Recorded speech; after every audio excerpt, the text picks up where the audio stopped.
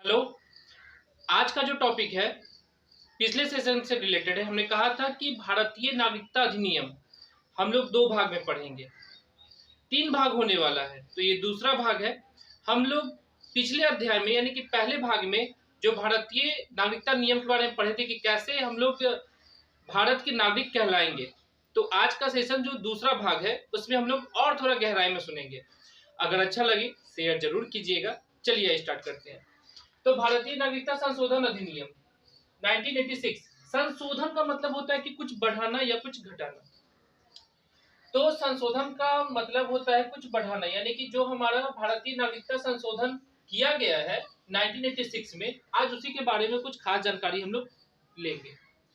तो क्या क्या संशोधन किया गया था हम लोग पहले भाग में जो पढ़े थे उसमें तो पढ़ लिए थे भारतीय नागरिकता अधिनियम के बारे में, लेकिन क्या संशोधन किया गया तो वो भी आज हम लोग पढ़ेंगे।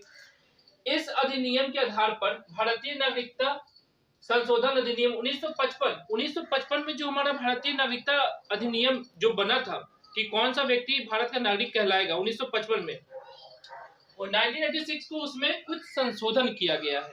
अगर समझ में नहीं आएगा फिर से एक बार वीडियो को रिपीट कीजिएगा, कंफर्म समझ में आ जाएगा। जीके में बहुत ज्यादा पूछने वाला क्वेश्चन है।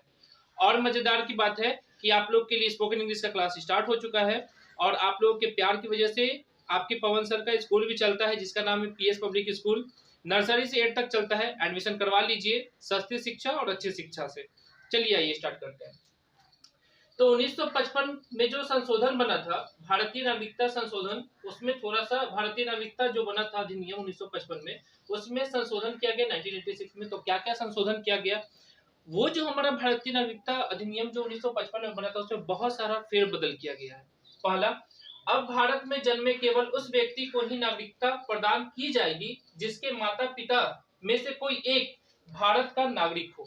यही पहला संशोधन किया गया था। 1955 में क्या था, 1955 में पढ़ लीजिएगा भाग 1 में जो पहला वीडियो हम बनाए थे उसमें 1955 का टोटल विवरण दिया गया है।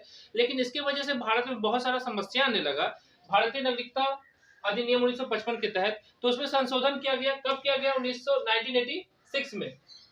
क्या संशोधन किया गया, तो पहला पॉइंट, अब भारत में जन्मे केवल उस व्यक्ति को ही नागरिकता प्रदान की जाएगी जिसके माता पिता में से कोई एक भारत का नागरिक हो। ये पहला था। दूसरा, देशीकरण द्वारा नागरिकता तभी प्रदान की जाएगी जब संबंधित व्यक्ति कम से कम 10 वर्ष तक भारत में रह चुका है, तभी किसी बाहरी आदमी को भारत में नागरिकता दिया जाएगा। यही दो संशोधन किया गया था 1986 में। इसका संशोधन किया गया। अगर आपको समझ में नहीं आया हो फिर से आराम से वीडियो को देखिएगा, और अगर अच्छा लगा हो और अगर आपको जानकारी बहुत अच्छा लगा हो तो शेयर जरूर कीजिएगा। Thank you.